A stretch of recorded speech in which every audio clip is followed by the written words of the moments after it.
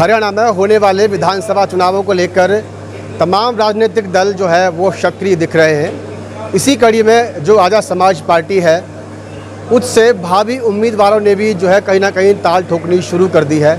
Bhim army के नेताओं के साथ उन भावी उम्मीदवारों का जो मेल जोल है, जो मुलाकातें हैं, उनका सिलसिला शुरू हो चुका है।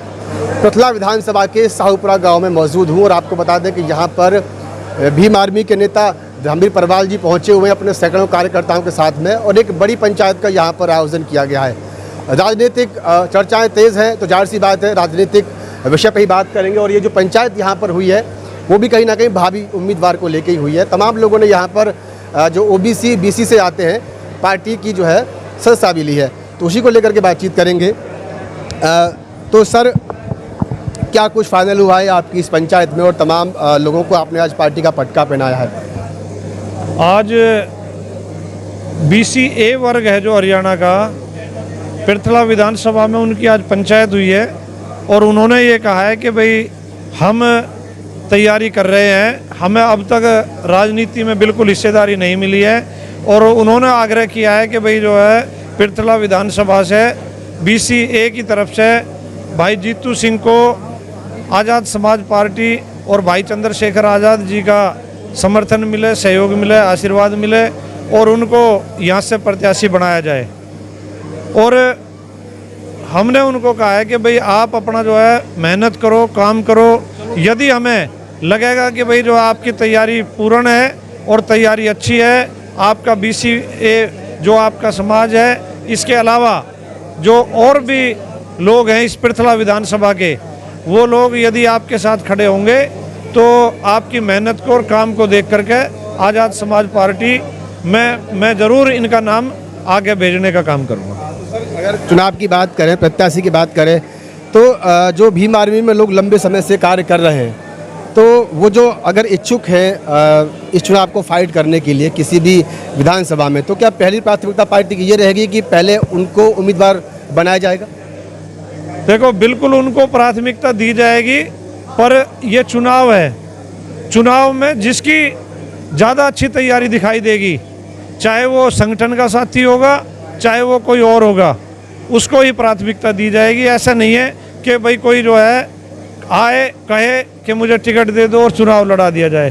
काम के आधार पर ही प्रत्याशी का चयन होगा, दूसरा कोई क्राइटेरिया नहीं रहेगा। जैसे कि जो पार्टी है वो वैचारिक है, बाबा साहब के विचारों पे पार्टी चलती है, माननीय साहब के विचारों पे पार्टी चलती है, तो क्या वहाँ जो एक बहुजन का नारा है, तो क्या जो एक क्राइटेरिया है पार्टी का उम्मीदवार की बात करें तो प्रत्याशी हर विधानसभा वाइज बहुजन ही होगा या फिर जातिगत समीकरण को देखते हुए या चेहरे को देखते हुए इसमें बदलाव हो सकता है? नहीं, बिल्कुल 100% बहुजन ही होगा, क्योंकि हमारा बिल्कुल सीधा मानना है कि जो बहुजन की बात करेगा वो इस देश में राज करेगा।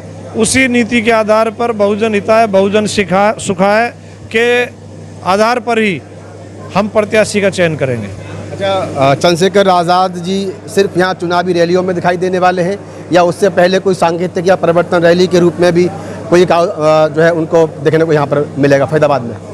नहीं, बिल्कुल फरीदाबाद में ज़रूर हमारी तैयारी के आधार पर ज़रूर जो अपना यहाँ आएंगे फरीदाबाद में, या इनके अलावा भी जो विधानसभा हमें लगेगा कि भाई हमारी विधानसभा में मजबूती से हम चुनाव लड़ सकते हैं, भाई साहब का स्पष्ट निर्देश है कि जो विधानसभा आपकी तैयार हो जाए, जिस विधानसभा में आपकी तैयारी हो जाए पूरी, उसे मुझे बता देना, मैं जो है जब आप बुलाओगे जब आ जाऊँगा।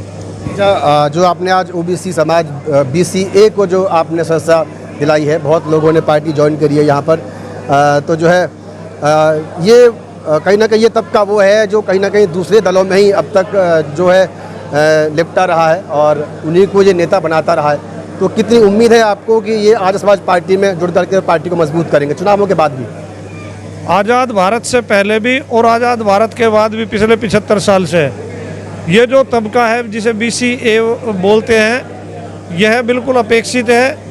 और आज शेड्यूल कास्ट की तो इस देश में आवाज़ कोई उठाने वाला है, उनके हितों का जो नुकसान पहुंचाते हैं उनके खिलाफ लड़ाई लड़ने वाले हैं, परंतु इस वर्ग में OBC की जो लैंडलेस जातियां हैं या BC A वर्ग जिसको कह रहे हैं, उनका तो आवाज़ उठाने वाला भी कोई नेता नहीं है। इसलिए हमें भीम आर्मी आज़ाद समाज पार्टी को, जो सैकड़ों साल से वंचित और शोषित रहा है बीसीए वर्ग, उसमें नेतृत्व तैयार करने का काम करेंगे।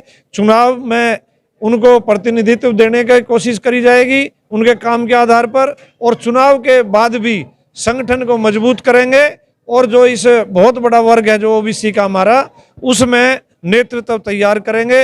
इन लोगों को जगाएंगे, इनको एक एक घर का दरवाजा खटखटाएंगे और बीसीए में से ही हम नेता तैयार करेंगे। सर, एक आखिरी सवाल और है। बीजेपी ने जिले में जो है एक नौजवान जागरूकता एक अभियान शुरू किया है। बीजेपी खुद सत्ता में है यहाँ, उसके बावजूद भी वो नौजवानों को जो है अपनी ओर खींचने के लिए एक जागरूकता अभियान चला रही है। तो इस तरह की कोई पहल पार्टी की तरफ से, आपकी तरफ से की जाएगी? देखो, वो तो नौजवान अभियान अब चला रही है, हमारा तो अभियान ही भीम आर्मी आज़ाद समाज पार्टी का नौजवानों से शुरू होता है। हम तो 12 महीना नौजवानों के टीम के साथ ही रहते हैं। हमारा तो जन जागरण नौजवानों के लिए हमेशा चलता रहता है। इसके लिए हमें अलग से कुछ भी चलाने की जरूरत नहीं है। चलिए, बहुत बहुत धन्यवाद हमसे बातचीत करने के लिए।